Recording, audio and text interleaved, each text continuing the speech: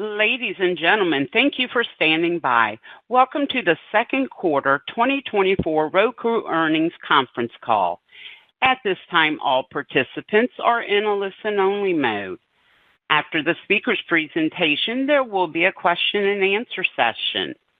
To ask a question during the session, you would need to press star 11 on your telephone. You will then hear an automated message advising your hand is raised. To withdraw your question, please press star 11 again. Please be advised that today's conference is being recorded. I would like now to turn the conference over to Conrad Grodd, Vice President of Investor Relations. Please go ahead. Welcome to Roku's second quarter 2024 earnings call. On today's call are Anthony Wood, Roku's founder and CEO, Dan Jedda, our CFO, and Charlie Collier, President, Roku Media. Our full results and additional management commentary are available in our shareholder letter on our IR website at roku.com/investor. On this call, we'll make forward-looking statements, which are subject to risks and uncertainties. Please refer to our shareholder letter and periodic SEC filings for risk factors that could cause our actual results to differ materially from these forward-looking statements. We'll also present GAAP and non-GAAP financial measures. Reconciliations of non-GAAP measures to the most comparable GAAP financial measures are provided in our shareholder letter. Unless otherwise stated, all comparisons will be against our results for the comparable 2023 period. Now, I'll hand the call over to Anthony. Thanks, Conrad. This quarter, Roku continued to build on our foundation of unmatched scale and engagement while remaining focused on operational discipline. We continue to lean into our unique asset, the Roku home screen, which is the beginning of the viewer's TV experience. Every day, U.S. households representing more than 120 million people begin their streaming journey on the Roku home screen. This fact, along with our development and operations pipeline, makes me confident we will be able to accelerate our platform revenue in 2025. In Q2, we grew streaming households 14% year-over-year, streaming hours 20% year-over-year, and platform revenue 11% year-over-year. In the U.S., Roku is the number one TV OS by both TV unit sales and hours streamed, and our share of each is more than double the next largest operating system. The Roku Channel was our number 3 app by both reach and engagement. This is a great achievement and demonstrates that Roku is building the lead-in to TV. Another result we are proud of is our fourth straight quarter delivering positive adjusted EBITDA and generating positive free cash flow. More than a year ago, we set a target of positive adjusted EBITDA for the full year 2024. As ambitious as this target was then, we did the work of right-sizing our cost structure and delivered on it a full year early. Looking ahead, we will maintain this strong track record of execution as we focus on our monetization initiatives, including maximizing ad demand for Roku, leveraging the Roku home screen as the lead-in for TV, and growing Roku-billed subscriptions. Now let me turn it over to Dan. Thanks, Anthony. We ended Q2 with 83.6 million streaming households, up 14% year-over-year, with sequential net adds of 2 million, driven by both TVs and streaming players. We continue to drive strong growth in engagement, with streaming hours up 20% year-over-year. We also grew engagement per account globally, with streaming hours per streaming household per day of 4.0 hours in Q2 of 2024, up from 3.8 hours in Q2 of last year. In Q2, we grew total net revenue 14% year-over-year to $968 million. Platform revenue was $824 million, up 11% year-over-year, driven by both streaming services distribution and advertising activities, while offset by a challenged M&E vertical. Streaming services distribution activities grew faster than overall platform revenue, benefiting in part from subscription price increases. Devices revenue increased 39% year-over-year in Q2, driven by the expansion of the retail distribution of Roku-branded TVs. ARPU was $48.68 in Q2 on a trailing 12-month basis, flat year-over-year. This reflects an increasing share of streaming households in international markets where we are currently focused on growing scale and engagement with monetization efforts in early stages. Q2 total gross margin was 44%, down slightly year-over-year. Platform gross margin of 53% was relatively in line year-over-year, while devices gross margin was negative 11%, which was up 6 points year-over-year. Q2 adjusted EBITDA was $44 million, which is above our outlook. The better-than-expected performance was driven by our platform segment.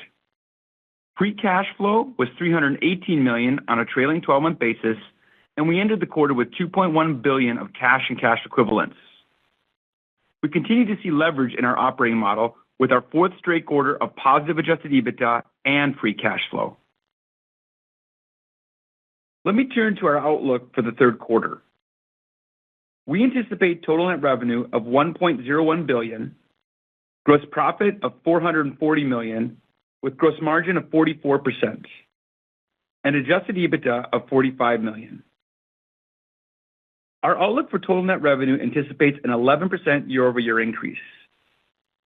We expect Q3 platform revenue to grow 9% year-over-year.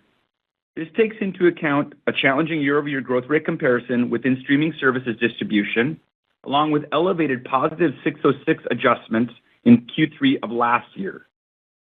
While we expect M&E to remain challenged, we anticipate the year-over-year growth of advertising activities to accelerate in Q3. Platform margin will be in line with Q2 at roughly 53%. On the device side, we expect Q3 revenue to grow 24% and margins to be in line with Q2 in the negative low double digits, reflecting continued expansion and investment in our Roku-branded TV program.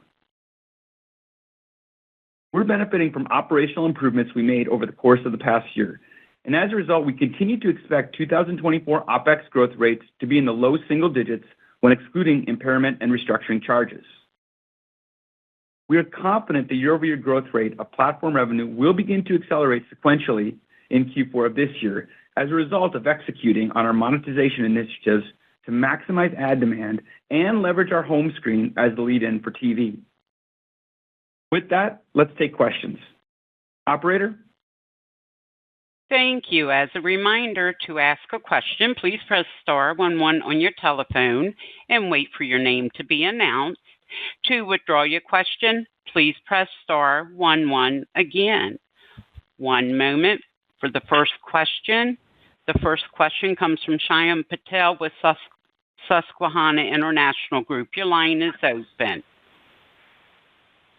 Hey guys, congrats on the nice results. I had a couple of questions. First, there's been a lot of commentary recently about excess supply of CT inventory in the market and downward pressure on CPMs. I was wondering if you could just talk about this and maybe what you're seeing. And then second question, can you talk about what you guys are currently seeing with M&E and just your expectations there? Thank you. Hi, Shyam. This is Anthony. Yep, I'll be happy to take that question. So first, I'll just say that Roku is not impacted by market-driven pricing changes in the same way that other streaming services seem to be. And, this is because we, Roku, are a streaming platform. We're not solely a streaming service. And if you think about what that means, like as a platform, as a streaming platform, one of the benefits is that we have a diversified set of revenue streams. Our platform business consists of our streaming services distribution activities, which are diversified, as well as advertising, which are also diversified. So if you look at streaming service distribution, we're investing in areas like Roku Bill subscriptions, as well as premium subscriptions. And then if you think about advertising activities, which are also diversified, obviously we have traditional video ads, traditional streaming ads on our platform, across our platform. But, unlike a normal streaming service, we have a unique set of ad products and sponsorships that are only possible because we own the platform, and we integrate these throughout the viewer experience. So, we have diversified revenue streams, platform-level revenue streams. And then if I even take a step back and think about, what are the primary factors that drive our platform business? It's, our platform business growth is driven by the growth of the different components of that business. So, for example, we continue to maintain strong growth of streaming households. We added 2 million net adds in the quarter recently. Now it's 83 million, almost 84 million streaming households. So we continue to add global streaming households. We have very strong streaming hour engagement that also continues strong, and a lot of that is monetizable engagement for us. And then, of course, we continue to invest a lot of our R&D effort into building and creating new monetization products across the viewer experience. So these are the primary things that drive our growth. And then another critical point, I guess just like to mention is, I know we said it before, but it's really important. The Roku home screen is one of probably our most important asset. It's the reason we're the lead into TV. Every day, U.S. households with more than 120 million people start their streaming experience at the Roku home screen. And that's super valuable scale to advertisers, as well as promoting our owned and operated properties. But for advertisers, our home screen and our viewer experience for our platform reaches viewers before they decide what to watch. And, after they spend some time trying to decide what to watch, they pick a streaming app and they fragment into different streaming apps. And a lot of those streaming apps, don't have ads. And so for many of our viewers, promotions and advertising in our home screen is the only ad they're going to see. So the home screen is a very important part of our strategy for growing our monetization, something that's working well for us. And then if I just think about, what are the actual primary challenges to our platform business right now, is, like we've mentioned a few times, is continued weakness within the M&E vertical. But we have a great ad business, and we're well positioned to accelerate our ad business. So with that, I'll turn it over to Charlie to share some more details. Hey, thanks, Anthony, and thanks for the question, Shyam. I appreciate it. There is a lot of supply in the market. You're right, and since Anthony addressed our differentiating platform advantages, why don't I speak about advertising directly? We're actively creating new revenue sources all the time at Roku. We're building new ad products across our UI, and these serve two purposes. They both drive demand, and they also fulfill demand. A few good examples are video ads on the home screen, our customizable Roku City buildings and cars, sponsorships across our UI in our content destinations like the NFL experience, our Olympic zone, which is booming now. Actually, I think you might be looking at it on your screen as we speak in the updated medal count. And it includes our all things food and all things home areas. And then if you think about it, Shyam, there's the open and interoperable way we partner with clients and use our unique ad targeting and measurement capabilities to help them meet their goals. That's really important. And we talk a lot about how we come to market.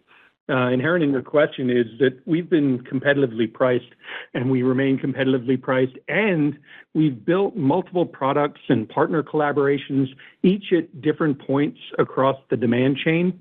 And that's important because I've mentioned over the last few quarters, we have strategically pivoted to all sorts of third-party relationships, third-party DSPs, channel partners, and others. And we're very much focused on meeting our clients where and how they wish to transact. And Anthony mentioned it. We have the flexibility to handle really well the market fluctuations you mentioned because of our increasing supply. And that's possible for a bunch of reasons. One is that the Roku channel is up over 75% year on year. And it's also because of the growth across the entire Roku platform experience. So I'll reiterate what Anthony led with, which is as a streaming platform, we do have distinct advantages over the streaming services that compete on our platform. So our unique assets allow us to adapt and be less impacted than others seem to be by market supply dynamics. And for all those reasons, I'm really optimistic that we'll ramp revenue into the back half of 2024. Okay, thank you. That was really helpful.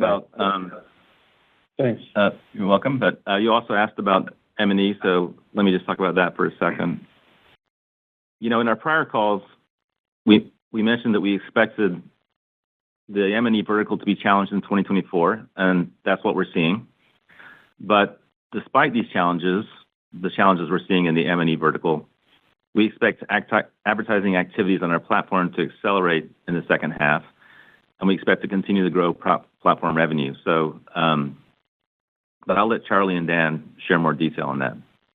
Well, so this is Charlie. He's right. We've diversified the overall ad business well. And before I get into that, I should note, I'm proud of this. We're really good at M&E, and we're a must-have for our M&E partners. One way we've diversified is that we've increased the number of ad categories and our ad units in the viewer experience. We've opened up inventory to new advertisers, and it's inventory that used to be reserved almost exclusively for M&E brands and performance advertisers, and that diversification has worked well. Our new marquee video ad unit on the home screen is one example. We actually announced that at the upfront, and we opened a limited invite-only beta for this new video ad unit, and it sold out in the first month, and the participation was exactly what we hoped to see from premier brands like the Home Depot and Disney, automotive in Mini. So regardless of short-term broad market softness across M&E in the marketplace, our platform is still the best place to attract and retain viewers, to build subscriptions, and to help our partners manage churn. And let me just add one point to that. Due to the efforts to diversify our ad demand and ad products and our many growth initiatives, all the examples that Charlie just stated, M&E is a significantly smaller percent of our overall platform business now versus the last several years. So while we're in a good position to benefit from any M&E rebound and any new M&E entrants into the market, we're not relying on the vertical for future growth.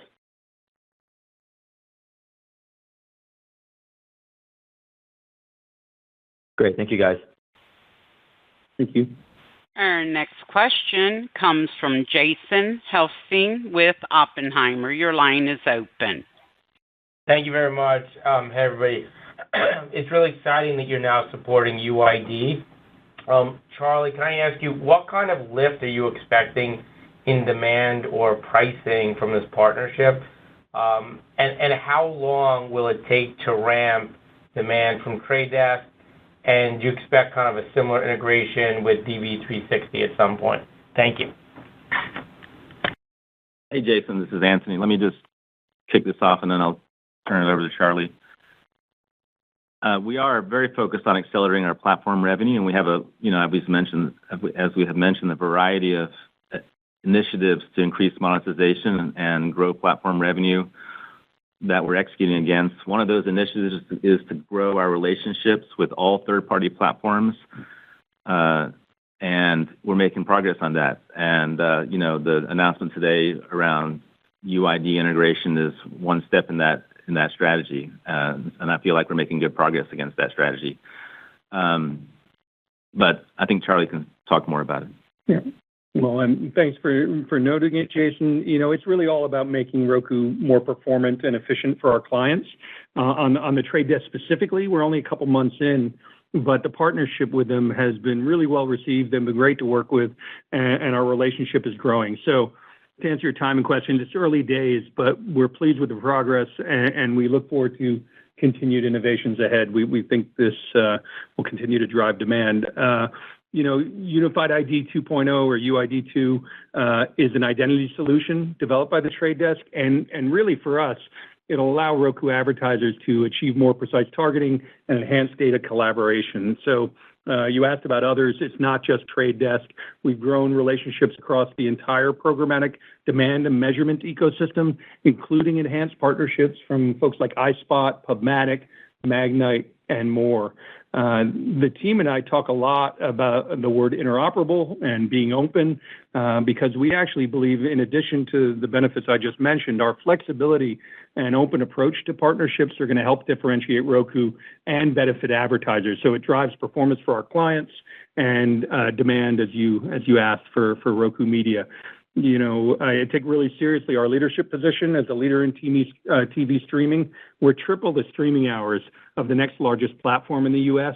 And so partnerships like these, the ones I've just described, put Roku and our partners right at the center of the open premium CTV ecosystem. Thank you. And the next question comes from Laura Martin with Needham. Your line is open.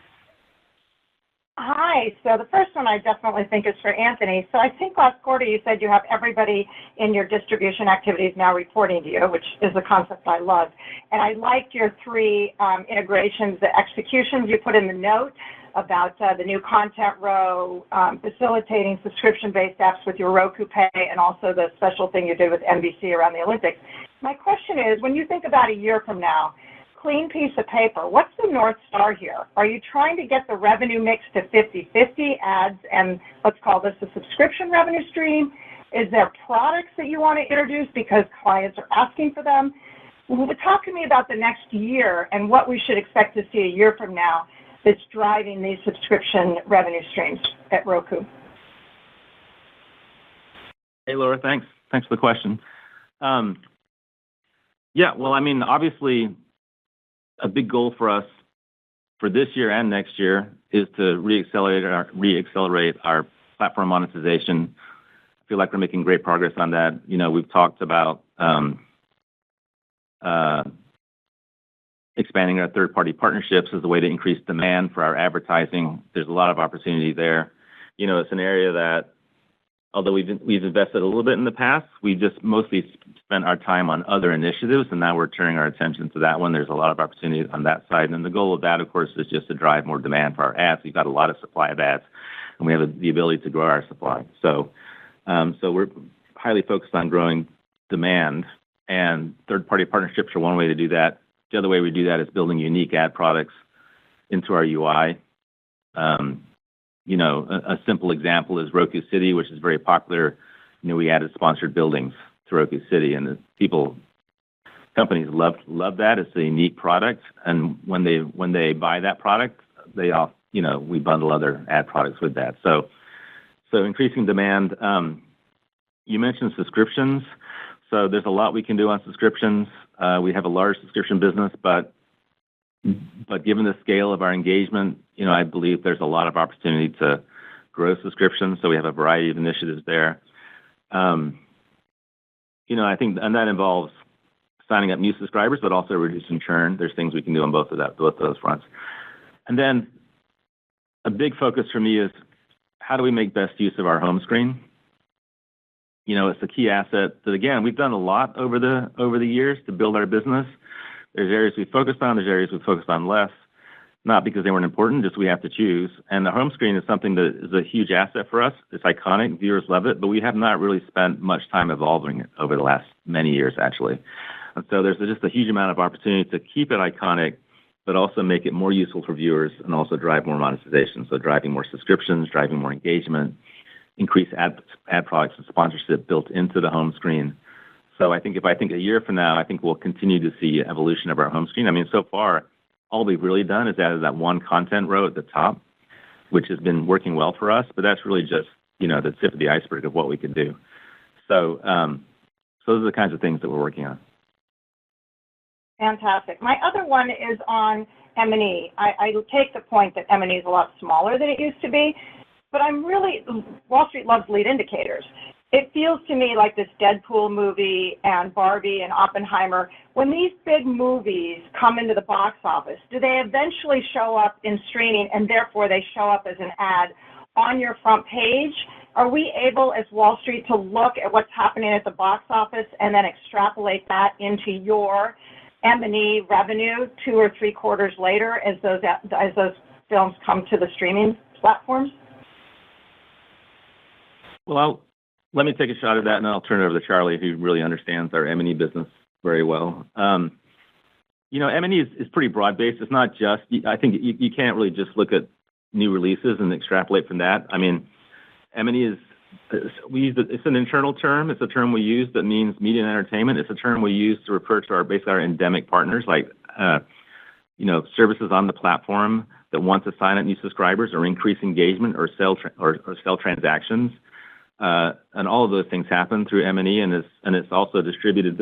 One way we're good at it is it's distributed throughout the platform. There's, of course, the marquee ad. That's a primary way. But there's a lot of other ways that we drive those things for our partners: subscriptions, transactions, engagement, and so it's complicated. I mean, we do it. It's deeply integrated into the platform.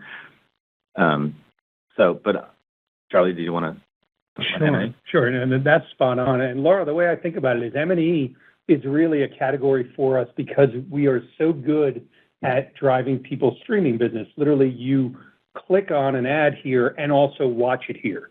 So it's a unique category to us, and as it does well and as there are new entrants, we're always positioned to do well in that. And that's why we break that out. But your point is right as well. When you think about the big movies, all of our strategy is to establish that we're broad reach in the lead into television. And so with households with 120 million people, which is really Super Bowl size reach every day, we really can drive an impact and put people in seats at movie theaters. So as they spend more and as we do the improvements to the home screen that Anthony talks about, those are strategies that overlap and will have more and more value to people who need broad reach because you can't fake scale. And we have scale. So our home screen and the broad reach strategy, Anthony said we're just at the beginning of, will drive broad reach advertising, which is stuff like what you've seen from Disney over the last few weeks. They've had a nice run. I'll tell you also our partnerships, a lot of what we're talking about in terms of making Roku more performant and more efficient for our advertisers is also allowing us different types of partnerships. So we just did a deal with Fandango, and that's all about proving that we are not just effective for them, but that we can get people into seats. And so I'm very enamored. One of the reasons I came here is we're so good, not just at the top of the funnel with the broad reach, but with proving performance. And you're seeing in our partnerships that they're acknowledging it, and then we're driving outcomes and driving the KPIs of partners just like we will for the studios. Yeah, Thank you very much. Not to.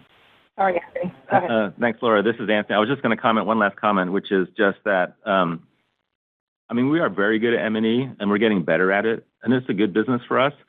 But the key factor that's driving the reason it's challenged is because it's pretty simple that a lot of streaming services are pulling back on their marketing budgets, and that's having some impact on the market and us as well.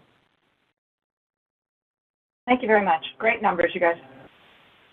Thanks. And the next question comes from Vasily Karachia with Cannonball Research. Your line is open. Thank you. I wanted to ask about distribution revenue. First of all, was there 606 adjustment in the quarter? If there was, would you mind telling us how big it was? And then looking at next year revenue acceleration, does that assume that the distribution revenue continues to grow at the rate it seems to be growing now, or should it accelerate because we are comping against fairly big 606 adjustments last year? So would appreciate any help on this. Thank you. Dan will take that. Yeah, I'll take that one. We did have a 606 adjustment in Q2. It was similar to the adjustment that we had last quarter, and it was primarily due to our subscriptions increasing prices. When our SVOD partners increase prices, we benefit from that, not just in our revenue, but it can lead to a 606 adjustment. We don't forecast 606 adjustments because the forecast takes that into account. But yes, we did have one for Q2. In terms of your question on acceleration, we talked about the acceleration that we expect to see in Q4.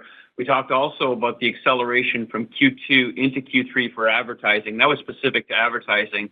In my prepared remarks, I talked about SSD or the streaming distribution business having difficult comps because of all the price increases in the subscription businesses that we saw in H2 of last year and in H1 of this year. And it's very hard to predict those price increases. And so if we see similar price increases across the SVOD partners, we'll benefit from that. We'll also benefit from all the work that we're doing and driving more subscriptions. That is what Anthony talked about earlier on the call. And how that compares from an acceleration standpoint, I would expect that SSD, just based on the difficult comp, the acceleration is going to be led more by the advertising business with SSD moderating going forward. But again, it really does depend on a lot of the price increases that we see from our SVOD partners. Thank you very much. And the next question comes from Peter Supino with Wolfe Research. Your line is open. Hi, two questions. One on, and thank you, one on third-party ad sales and another on the cost of getting apps and getting screen real estate. On ad sales, I wanted to ask you, why now on using third-party DSPs to sell Roku channel ad inventory, particularly the Trade Desk partnership? Should we think about that as, over the long run, a disinflationary or deflationary decision for you relative to your prior strategy, and why now? Obviously, everybody wants to sell more volume, but there's a pro and a con to that decision, so I'd love to hear your thoughts on that. And then on costs, you've had very advantageous commercial terms with TV manufacturers over time and also with streaming app owners over time, and I wonder if there's any changes in the market for those relationships. Thank you. Hey, Peter, this is Anthony. On third-party ad sales and why now, I'll let Charlie give his thoughts, but I'll just say from my point of view, over the years, we've created a streaming platform, and it's a lot of work. You got to do a lot of different stuff, and there's a lot of places you can focus. There's a lot of different ways to make money, and you sort of have to choose. And so in the past, we've chosen things that have worked really well for us to focus on, and we're not stopping doing those. We're going to continue to do those. Integrating with third-party partners is something we've done in the past. It's not that it's new. It's just that we've never really focused on it as a key initiative that we're going to really push on. And it was just a choice we made. Just other opportunities where we thought were better returns at that moment in time. At this moment in time is the one that we've chosen. And, without going through the way we rank different options, I mean, we've got a lot of options on where we can spend our time. It's the one that we believe is going to have a big impact over the next year. And it also is a little bit related to the fact that the evolution of the industry, advertising, even though it's often delivered programmatically these days, it's still often sold through people on the street. But it's increasingly going through programmatic demand platforms, and demand is also increasingly being sourced from those platforms. And it's clear that's the future of the industry. It's just a question of how long is it going to take. And so, it's our judgment. Now is the right time. So that's basically the answer. I don't know, Charlie, do you have anything to add to that? Yeah, I agree with all that. And look, media that's performant will differentiate us.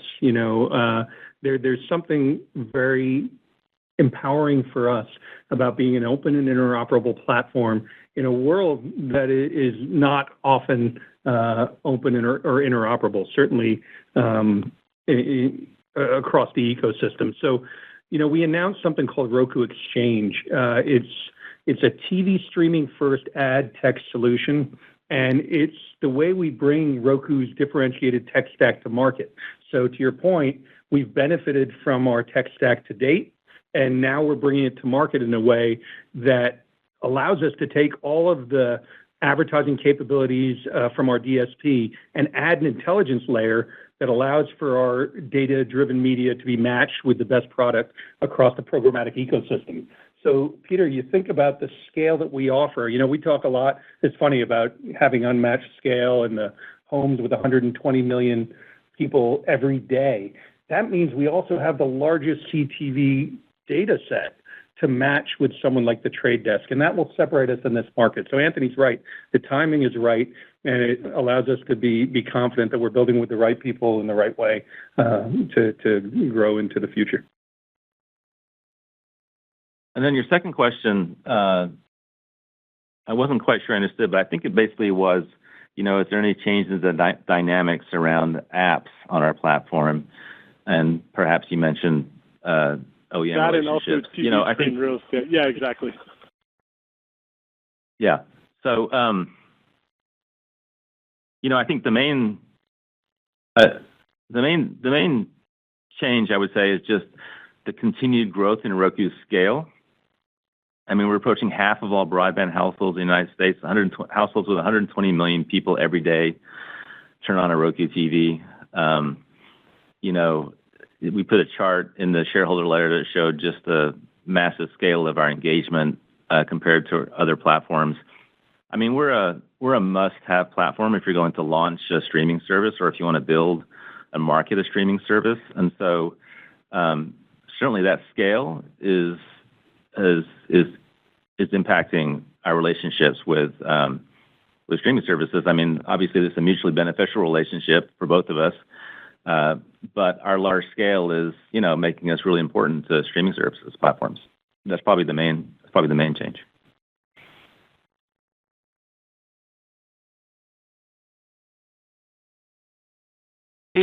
Our next question comes from Michael Morris with Guggenheim Securities. Your line is open.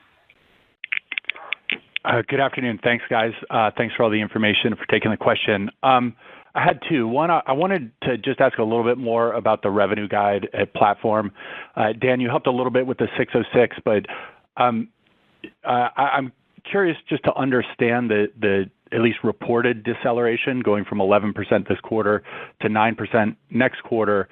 Is the 606 impact that you're expecting in 3Q or the comping that much bigger in 3Q versus 2Q? And then also, several price increases have been announced, right? So I think Peacock, Max, Paramount Plus, if I remember correctly. So is that taken into account in your third quarter guide, or is that something that would be incremental? And then I have a bigger picture one, but I'd love to hear your thoughts on that first. Yeah, I'll take that question. So the 606 impact for Q3 of last year was similar to the 606 of Q2 of last year and Q2 of this year. So there is that impact on the sequential decline. And you could roughly, call that around 200 basis points.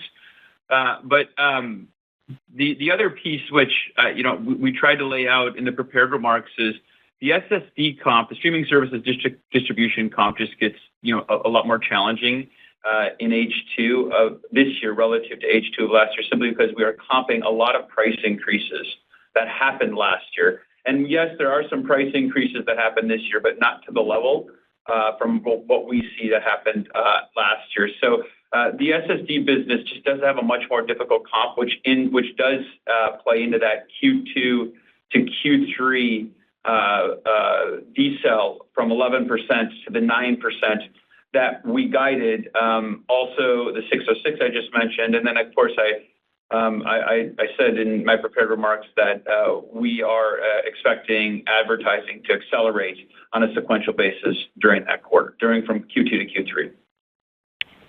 Okay, thank you. That's really helpful. And then my second question is on the data that you put in, and Anthony just referenced about your share of the U.S. CTV OS market, right, at almost 50%. Very impressive number. But your CTV revenue as part of share, I think, is much, much smaller than that. My math would say less than 10%. So my question is, do you see 50% as a number that investors should be thinking about as share of the market that you can be striving toward? How can we reconcile that share with how big you feel your company can be in the CTV marketplace? This is Anthony. I'll take that. But before I answer, I just want to make sure I understood the question. So what were you comparing it to? So our share of the CTV. So I understand there are different revenue sources. I understand that, but showing that chart, I think, leads investors to see you as roughly half of the, as you like to say, the right starting point or the launch pad. So, how much of that can translate to financial performance? Could you be 50% of the CTV marketplace over time? Yeah, I mean, I think that there's that scale and the scale. We expect to continue growing our scale both in the U.S. and internationally, both in terms of active accounts, but also streaming hours per account. So that's the basis, one of the bases of which our growth is based, and we're going to continue to drive that. That scale does create the opportunity for us to continue to increase monetization per account, in a variety of ways, including creating new products that we own and operate or that we integrate into our platform. And so, yeah, there's a lot of room to continue to grow. if you think about the streaming hours on our platform, they range from hours that we completely monetize 100% on, like hours in the Roku channel, to hours that, we make less monetization on. So, where it's going to land, it's hard for me to say. Great. Thank you. I appreciate it. And the next question comes from Tim Nolan with Macquarie. Your line is open. Hi, thanks very much. Can we switch to the devices side, please? I'm just curious. You had some really strong growth in the quarter. Looks like some okay growth forecast for Q3 as well. There was some question about your distribution via various retailers such as Walmart. I wonder if you could speak about how your retailing strategy is going. And when do we actually comp against your own TVs coming out? I think it might be Q3, but I can't remember. And just kind of how much impact might we expect for that in Q3 and Q4? Thanks. All right. Thanks, Tim. This is Anthony. I'll take that, and then maybe I'll turn it over to Dan to talk about comping against our own TVs. In general, the device side of our business, which is focused on growing active accounts, signing up new streaming households, is doing really well. I mean, we have a product that we spent the last 16 years building. Consumers love it. It's a great product. It's a great brand. It's got strong momentum in the market. Like I said, we added 2 million net accounts in the quarter. And that side of our business, growing active accounts from selling devices, comes from selling. There's sort of three pillars to that. There's the biggest pillar actually is the licensing program, where we license Roku TVs to other OEMs. We license the platform to other OEMs. That's the biggest piece. But also quite big is streaming players. We sell a lot of streaming players. And then Roku-branded TVs or first-party Roku TVs, that's relatively new for us. It's growing. It's ramping nicely. Like, we think it's a good program, but it's still got a ways to go. And then in Q1, we mentioned that we added in terms of Roku TV first-party TVs, Roku-branded Roku TVs. In Q1, we mentioned before that we added Amazon, Costco, Walmart.com. And then in this quarter, we expanded distribution to include Target and some other specialty retailers. So we're expanding distribution. In April, the new Roku Pro Series hit the market. The Pro Series is our sort of higher performing Roku-branded TVs. It's receiving really strong reviews, selling well. For example, Yahoo Tech named the Pro Series their favorite TV of 2024. So I would say in general that part of our business is doing well, and we expect it to continue to grow for the foreseeable future, both actually in the U.S., where we have very strong market share, but we still think there's room to grow there. And then also globally, of course, it's a big focus for us. And then on the branded TVs, like I said, it's still fairly early days for that. I mean, it's starting to ramp up. The scale is good, but there's a lot of room. I think a lot of room to continue to grow that. But I'll turn that over to Dan. Yeah, I'll just add that we launched in Q1 of last year, but just as a reminder, for all of last year, we were exclusive with Best Buy, and Anthony labeled off all the distribution partners we now have starting in Q1 of this year and adding in Q2 and of this year as well with Target and some specialty retailers. So we're very well distributed in FY24 versus FY23. So we do expect the Roku-branded TV to continue to ramp, and you'll see that in our guide and in our reported results as we go forward. We're happy with it. We're happy with our distribution partners. We're seeing great results from it. So it's a big win for us. Thanks. And quick follow-up: when can we expect to get closer to break even on gross profit? If you're ramping up more on the own branded TVs, maybe the higher price sets coming out now. I'm guessing that helps you get closer to break even on gross profit. Yeah, I'll take that one as well.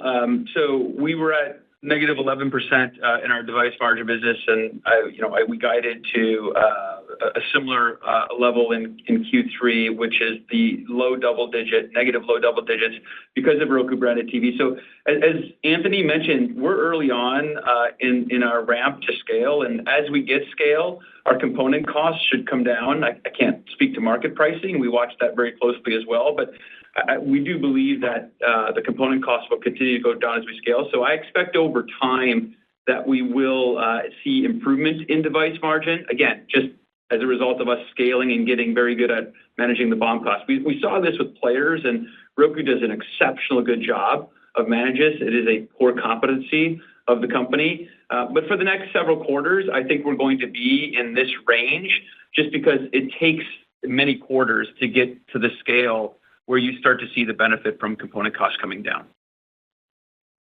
Okay, thanks very much. The next question comes from Cory Carpenter with J.P. Morgan. Your line is open. I had two advertising questions for Charlie or Anthony. First, could you provide an update on the news fronts, maybe the broader market, what you're seeing, and then anything Roku specific? And then secondly, how are you thinking about the impact to advertising in the second half of the year from the political and also the Olympics, given your announced partnership? Thank you. Hey, Corey. Thanks for the questions. Charlie will take both of those, actually. Hey, Corey. The answer is we're seeing good momentum, in the upfront. It's been a positive market for us, and we've been growing our share generally across the board while continuing to embrace new ways of working in what is unquestionably a modern, more digital-first ecosystem. The digital transition absolutely benefits Roku and our clients. Good news is we're hearing a lot of excitement around our new products, like the video ads in the marquee and sports participation. You mentioned in your next question in the Olympics and all we've done with Major League Baseball. And we've also invested, and this isn't quite as visible as those, we've invested a lot in partnerships to make Roku easier to buy and measure. So we've been getting the feedback we wanted, which is that we're making it easier to purchase Roku media and onboard new clients and then measure their performance.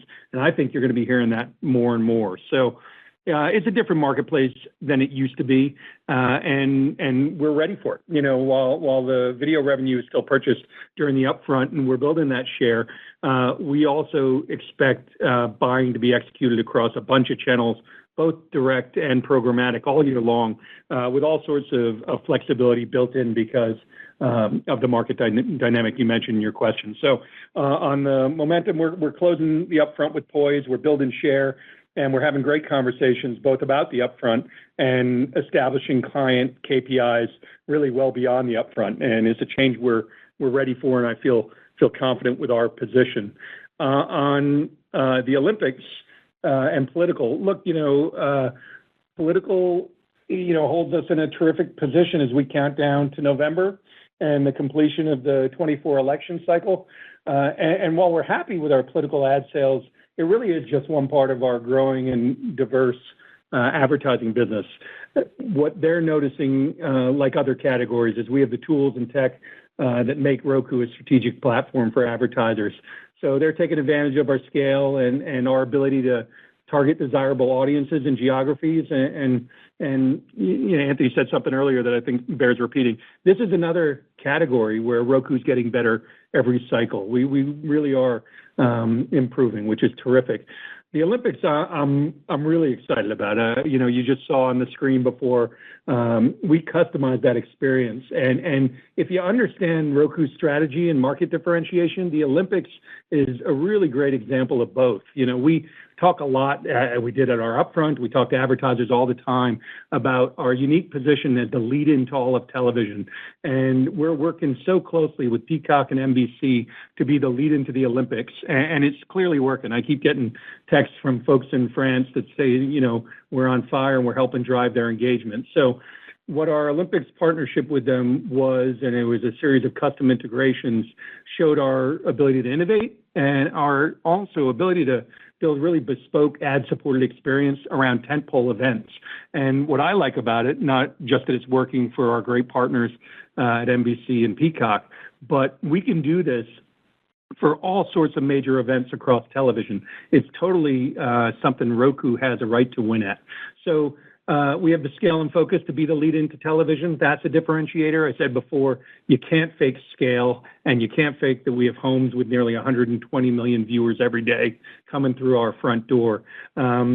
So the good news about this, and I'll end here, is our Olympic experience is great for viewers. They're using it. It's making the Olympics easier. It's great for content owners who are our partners, and obviously it benefits advertisers. In fact, we co-sold the Olympics with NBC and that whole lead-in experience.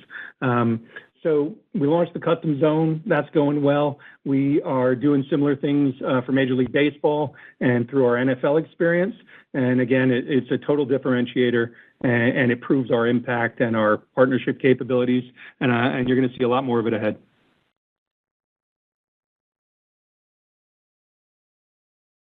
And the last question will come from David Joyce with Seaport Research. Your line is open. Thank you very much. Could you please provide some more color on how fill rates are evolving and how the increasing programmatic buying activity and ad tech partnerships and increased industry supply are interplaying there? Thanks. Hey, this is Charlie. Hey, David. It's all of a piece. So Anthony led with, and it's so impressive. The entire platform's growing. And in fact, the Roku channel is growing over 75% year over year. So you can imagine that holds us in great stead to handle both pricing fluctuations in the market and demand fluctuations. And then we're layering these third-party partnerships, not just Trade Desk, but all sorts of third-party partnerships over our advanced data, our scale, and our ability to handle supply. So, fill rates are one metric of our success, but I think what you're going to see is a steady ramp of demand and a steady ramp of ad revenues into the back half of the year.